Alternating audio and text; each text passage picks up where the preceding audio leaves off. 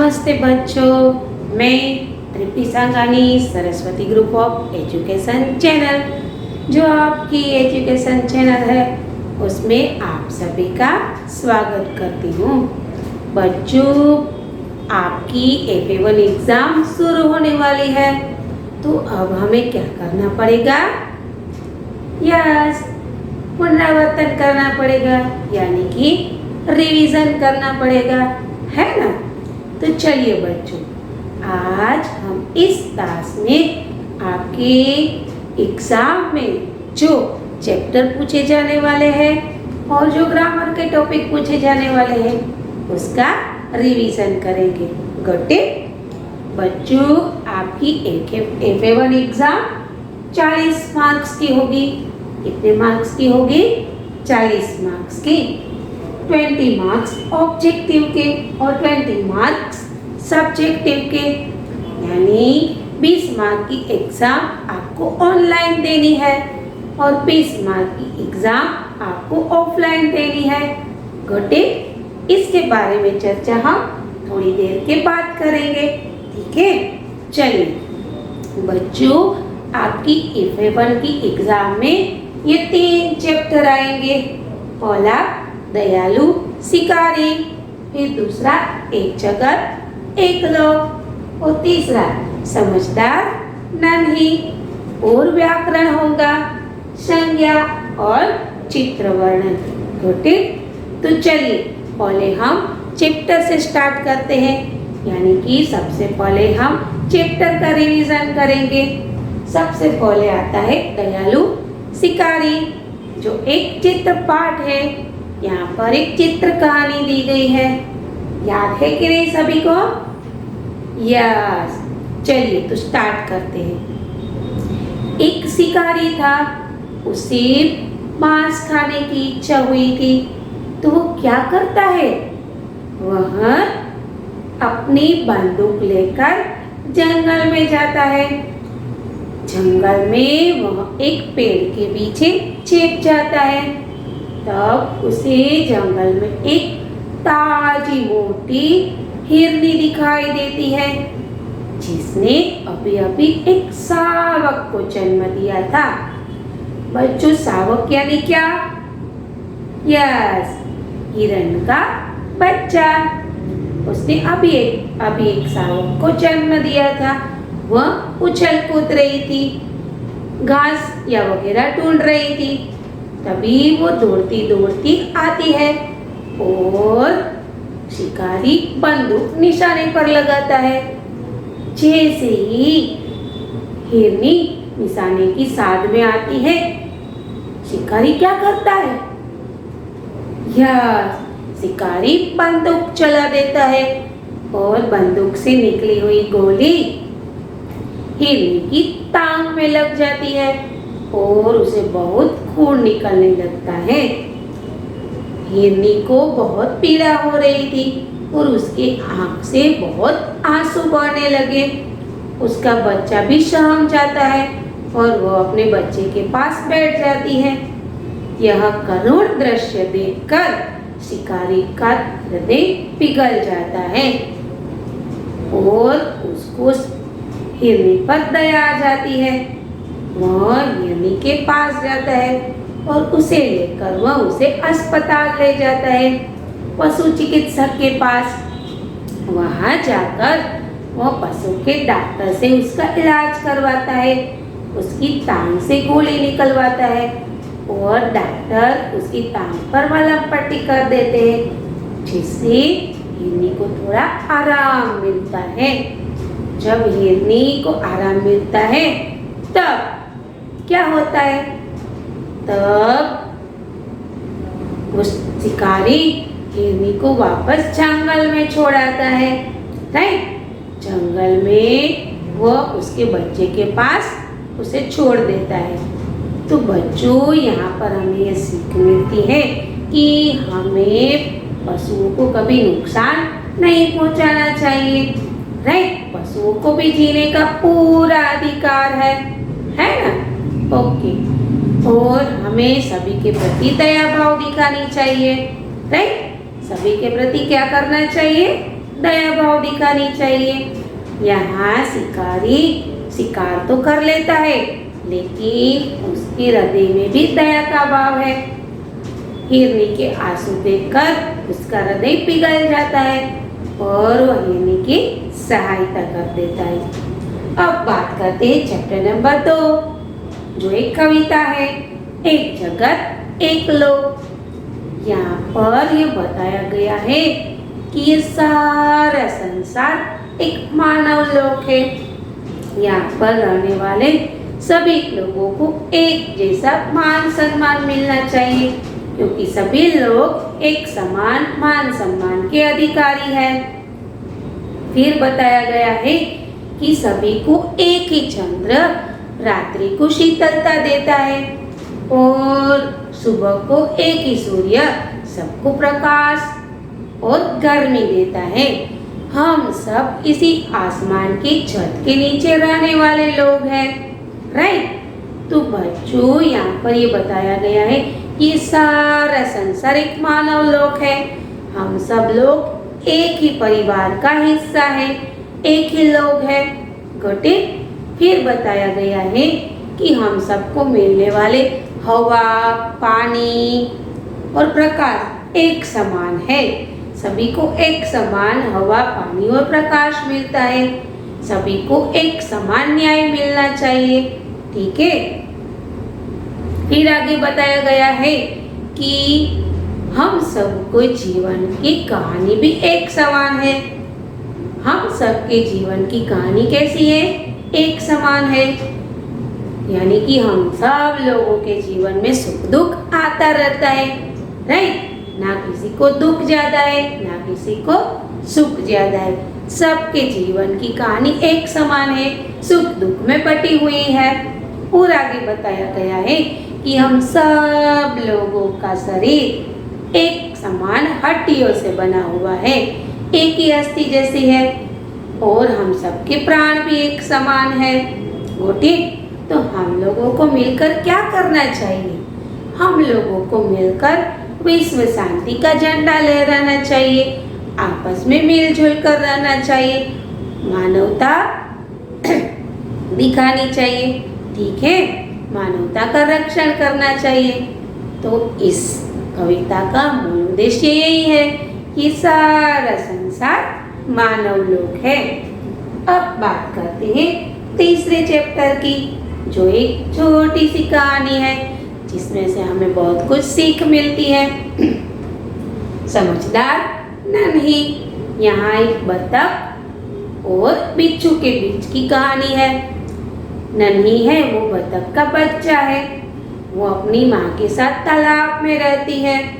नन्ही एक बार तालाब के किनारे आती है तो क्या देखती है कि एक बिच्छू बेचारा दलदल में फंसा हुआ है। दलदल यानी गीली जमीन, कीचड़। तो वो देखती है कि बेचारा तो दलदल में फंसा हुआ है। तभी बिच्छू नन्ही को पुकारता है। वो नन्ही को बोलता है कि नन्ही बहन मेरी सहायता करो ना। नन्ही को उस पर दया आ जाती है और वो बिच्छू को दलदल से बाहर निकालता है और अच्छे स्थान पर रख देती है। लेकिन बिच्छू को शैतानी सूझती है, वो उसे डंक मार देता है। तो नन्ही पीड़ा से खर्रा उठती है। वो बिच्छू को बताती है कि मैंने तुम्हारी सहायता की, फिर भी तुमने मुझे डंक क्यों मार दिया? तब बिच्छू बहुत बेशर्मी से कहता है कि डंक मारना मेरा स्वभाव है। फिर नन्ही तालाब में चली जाती है। उसकी माँ उसे पूछती है कि तुम्हें आने में देर क्यों हो गई? तो नन्ही सारी बात बताती है। तो उसकी माँ उसे कहती है कि बिच्छू को बचाकर तुमने बहुत ही अच्छा कार्य किया है। लेकिन नन्ही अपनी माँ से कहती है कि मामा, बिच्छू ने बदले में मुझे डंक मार दिया।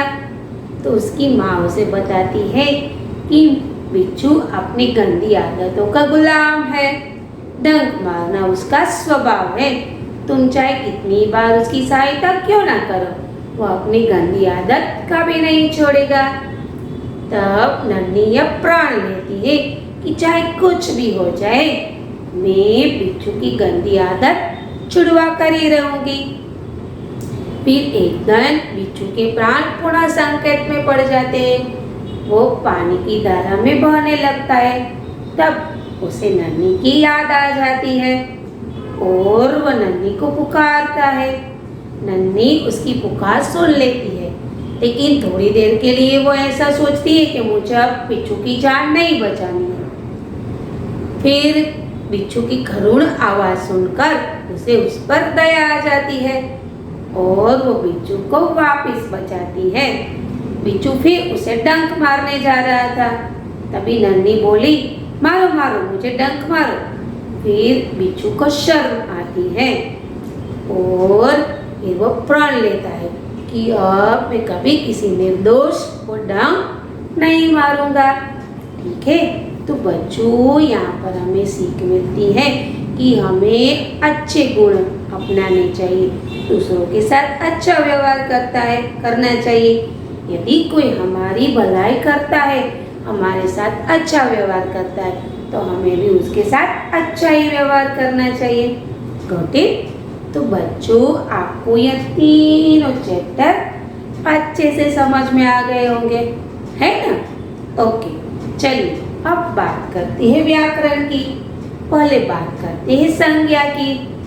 बच्चों, अब तो आपको ये संज्ञा का टॉपिक दिलो दिमाग में अच्छे से फिट हो गया होगा, है ना? संज्ञा यानी क्या, बताइए? यस, संज्ञा यानी नाम और नाम यानी संज्ञा। जो शब्द किसी व्यक्ति, वस्तु, पदार्थ या स्थान आदि का बोध करवाए उसे संज्ञा कहते हैं। ठीक है, जैसे कि तृप्ति, हिमालय, गंगा, अहमदाबाद। ठीक है, ये सारी शब्द संज्ञा है। गोटे बच्चों, यहाँ पर हमने संज्ञा के भेदों का भी अभ्यास किया था। संज्ञा के मूलतः 3 भेद है: व्यक्तिवाचक संज्ञा, जातिवाचक संज्ञा और भाववाचक संज्ञा। जातिवाचक संज्ञा के 2 और भेद हैं: समूहवाचक संज्ञा और द्रव्यवाचक संज्ञा। तो चलिए हम इसका भी अच्छे से अभ्यास कर लेते हैं, उसको भी फिर से दोहरा लेते हैं। पहले बात करते हैं व्यक्तिवाचक संज्ञा की। किसे कहेंगे व्यक्तिवाचक संज्ञा, बताइए?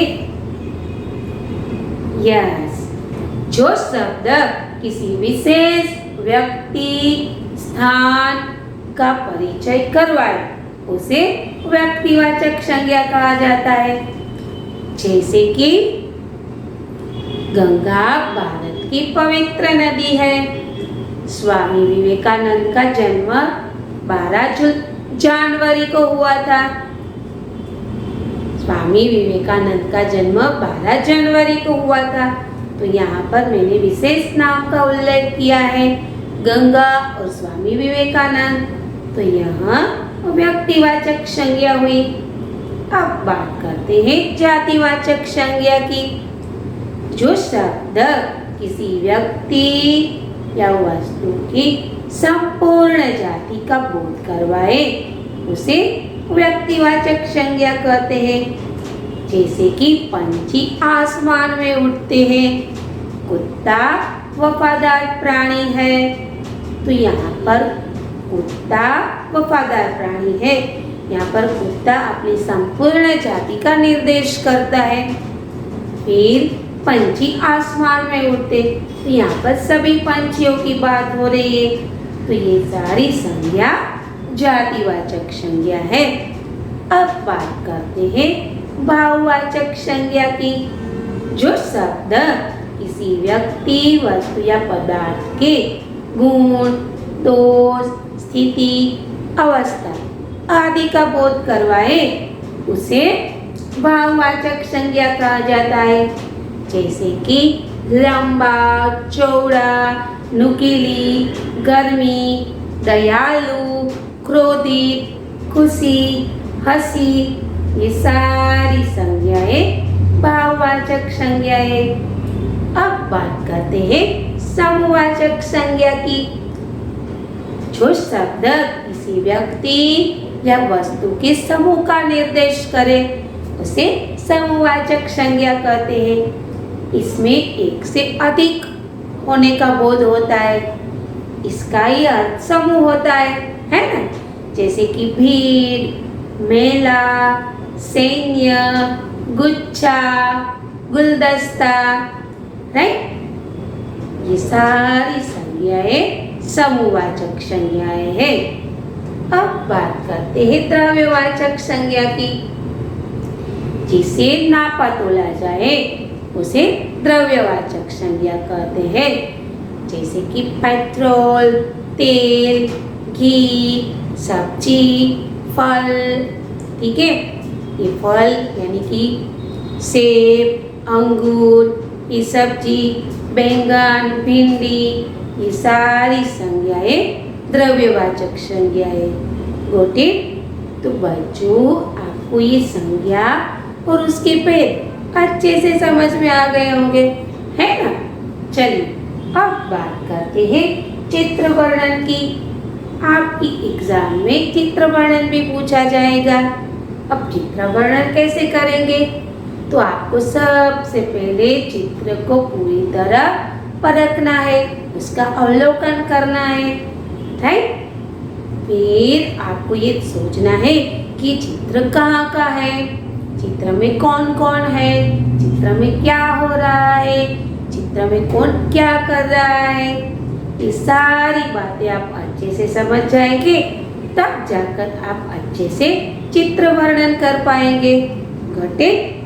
तो बच्चों आपको ये तीनों चैप्टर और ग्रामर की ये छोटी सी समझौती अच्छे से समझ में आ गई होगी, है ना। चलिए अब बात करते हैं हमारे पेपर स्टाइल की। मैंने पहले ही बताया कि 20 मार्क्स ऑब्जेक्टिव के और 20 मार्क्स सब्जेक्टिव के। पहले बात करते हैं ऑब्जेक्टिव। जो आपको ऑनलाइन एग्जाम देनी है, पहला क्वेश्चन होगा MCQ जो 6 मार्क के होंगे। फिर होगी रिक्त स्थान जहाँ पर आपको ऑप्शन दिए गए होंगे।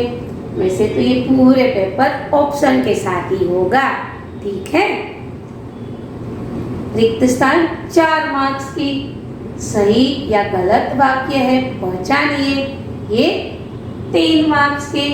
सही जोड़ मिलाइए, वो भी 3 मार्क्स की। एक वाक्य में उत्तर दीजिए या एक शब्द में उत्तर दीजिए, इसके 4 मार्क्स होंगे। गुड। चलिए अब बात करते हैं सब्जेक्टिव की। जो ऑफलाइन होगा आपको लिखना है। पहला प्रश्न हो सकता है एक वाक्य में उत्तर लिखिए। दूसरा प्रश्न हो सकता है 2-3 वाक्य में उत्तर लिखिए। तीसरे और चौथे प्रश्न में पूरा का पूरा व्याकरण होगा। शब्द के अर्थ लिखिए, विलोम शब्द लिखिए, शब्द समूह के लिए एक शब्द लिखिए, मुहावरे के अर्थ देखकर वाक्य प्रयोग कीजिए, संज्ञा और चित्र वर्णन, यानी कि यहाँ पर पूरे व्याकरण को समाविष्ट किया गया है। Got it? तो बच्चों आपको ये पूरी पेपर स्टाइल अच्छे से समझ में आ गई होगी और ये सभी चैप्टर आपको अच्छे से दिमाग में बैठ गए होंगे, ठीक है। बच्चों इस टास्क के बाद आपको एक वर्कशीट दी जाएगी जो पूरी तरह इस पेपर स्टाइल पर ही होगी। आपको क्या करना है? आपको लर्न करना है, अभ्यास करना है, ठीक है। बुक में कॉपी करना है, अच्छे से समझना है और सभी चैप्टरों को रिवाइज करना है, पढ़ना है, एग्जाम की तैयारी करनी है। Got it? तो बच्चों मैं आशा करती हूँ कि ये आज का ये जो पूरा टास्क है आपको अच्छे से समझ में आ गया होगा, है ना। चलिए आपकी एग्जाम के लिए आपको बेस्ट ऑफ लक। ओके, आप अच्छे से प्रदर्शन करना, यानी कि ऑनलाइन एग्जाम भी अच्छे से देना और ऑफलाइन एग्जाम भी अच्छे से देना, ठीक है। फिर मुलाकात करेंगे नए विचारों के साथ, नए अध्याय के साथ। तब तक के लिए अलविदा। धन्यवाद।